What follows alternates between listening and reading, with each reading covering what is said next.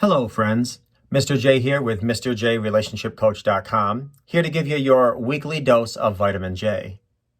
I actually have to jump on a call in about 5 minutes, so I quickly wanted to create a video on what this upcoming call is about.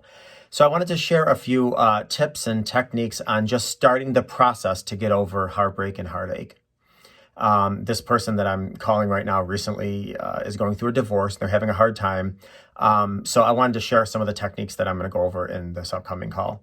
So number one, when we are going through heartache and heartbreak, our mind does countless tricks that really bother us. And one of the things to do is really put things down on paper and writing so you have a visual. So the first thing that I would ask that you do is write down exactly what happened and be very honest. What happened in the relationship? Two, on two sides of the paper, write down who was responsible for what. If you were responsible for adding some negativity into the relationship, be honest, write that down, because that you could actually use that as a learning tool to prevent taking those mistakes into the next relationship. And then if your ex did some things that contributed negatively to the relationship, make sure that you write that down as well. We have a tendency to always think of the wonderful things and the things that we love about the person, but when we actually have a visual, then it puts things back into perspective and brings back the truth and facts of our relationship. On that note, write down what your ex contributed that was negative. Now, this isn't to delay your forgiveness, and it's not to make them out to a monster. But again, our mind does play tricks on us during heartbreak and heartache. So what this does is it helps you realize, this person maybe wasn't a best fit for who I am or where I am in life, as opposed to allowing our mind to play tricks on us. I just want to say this, that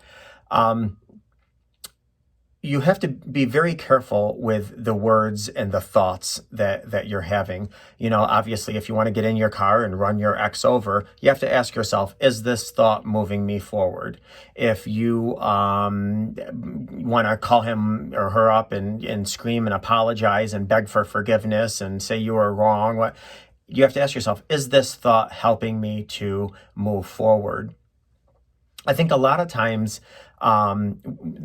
we have to be very careful also that, and this is even going into a relationship to begin with, we so often like to align ourselves with people and things. We like to base our self-worth on our jobs. We like to base our self-worth on things or the person we're with.